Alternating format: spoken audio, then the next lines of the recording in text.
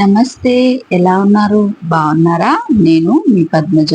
ఈ రోజు నేను మీకు ఈ వీడియోలో పచ్చి మసాలాలతోటి ఘాటుగా ఉండే కోడి కూర రెసిపీని చూపిస్తాను. వాతావరణం చల్లగా ఉన్నప్పుడు ఇలా ఒకసారి కోడి కూర చేశారంటే ఒక్క ముద్ద కూడా వదిలిపెట్టరు. White rice, bagara rice, chapati, puri, phulka ఎందులోకైనా సరే ఈ కోడి కూర అద్దిరిపోతుంది. ఆలస్యం చేయకుండా ఈ ఘాటైన కోడి కూర రెసిపీని ఎలా తయారు చేసుకోవాలో చూద్దాము. ముందుగా ఈ కోడి కూరకి మసాలా తయారు చేసుకుందాం. మిక్సర్ జార్ లోకి 1 టేబుల్ స్పూన్ ధనియాలు, 1 టేబుల్ స్పూన్ గసగసాలు, 1 ఇంచు దాల్చిన చెక్క ముక్క, 5 లవంగాలు, 2 యాలకులు వేసుకోవాలి. 1 ఇంచు అల్లం ముక్కని ఇలా చిన్న ముక్కలుగా కట్ చేసుకొని వేసుకోవాలి. అలాగే ఒక 10-12 వెల్లుల్లి రేకల్ని కూడా వేసుకొని వీటన్నిటిని మెత్తగా మిక్సీ పట్టుకోవాలి. నేను ఇందులో పచ్చి కొబ్బరి వేయడం మర్చిపోయానండి. మసాలాలోకి 2 టేబుల్ స్పూన్ల పచ్చి కొబ్బరి వేసుకొని కావాల్సిన నీళ్లు పోసుకుంటూ ఇలా మెత్తగా గ్రైండ్ చేసుకోవాలి. ఇప్పుడు ఇందులోకి ఒక మీడియం సైజున ఉల్లిపాయల్ని ఇలా పెద్ద ముక్కలుగా కట్ చేసుకొని జస్ట్ పల్స్ మోడ్ లో ఒకసారి ఇలా కచ్చాపచ్చాగా దంచుకోండి. ఇలా తయారు చేసుకున్న పచ్చి మసాలాని ఇప్పుడు రెడీగా పక్కన ఉంచండి. నేను ఈ మసాలా అంతా కూడా ఒక 1/2 కేజీ చికెన్ కోసం చూపించానండి. మీరు గనక ఎక్కువ మోతాదులో చేసుకుంటే దానికి డబుల్ గా వేసుకోండి. ఒక 1/2 కేజీ చికెన్ ని శుభ్రంగా కడిగేసుకొని నీళ్ళన్ని వడేసుకొని ఇలా మిక్సింగ్ బౌల్ లోకి వేసుకున్న తర్వాత ఇందులోకి 1 టీ స్పూన్ ఉప్పు, 1/2 టీ స్పూన్ పసుపు, 1 టేబుల్ స్పూన్ కారం వేసుకోవాలి. నేను వేసే కారం చాలా ఘాటుగా ఉంటుందండి, అందుకనే 1 టేబుల్ స్పూన్ వేస్తున్నాను. మీరు మీ రుచికి సరిపడా కారాన్ని వేసుకోండి. అలాగే మనం రుబ్బి పెట్టుకున్న పచ్చి మసాలా అంతా కూడా ఇందులో వేసుకొని ఈ మసాలాలన్నీ చికెన్ కి బాగా పట్టేలాగా మంచిగా కలుపుకోవాలి. ఇలా మసాలా అంతా కలిపేసుకున్న తర్వాత ఒక అరగంట పాటు ఈ చికెన్ ని పక్కన ఉంచేసామంటే ముక్కకి మసాలాలన్నీ పట్టి చాలా రుచిగా ఉంటుంది. మీకు గనక టైం ఉంటే ఒక అరగంట పాటు పక్కన ఉంచండి. టైం లేకపోతే గనక అప్పటికప్పుడైనా సరే వండేసుకోవచ్చు. ఇలా కలిపేసుకున్న తర్వాత మూత పెట్టేసి ఒక అరగంట పాటు పక్కన ఉంచేద్దాము.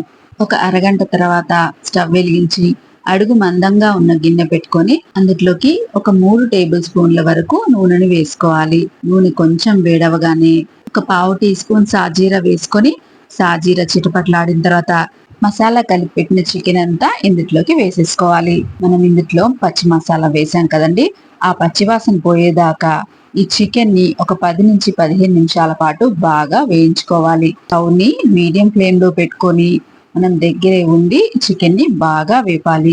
మసాలా వేగుతుంటేనే మన ఇల్లంతా కూడా గుమలాడుతూ మంచి వాసన వస్తుందండి. మా చిన్నప్పుడు మా అమ్మ రోట్లో ఇలాగే పచ్చి మసాలా నూరి కోడికూర చేసేదండి.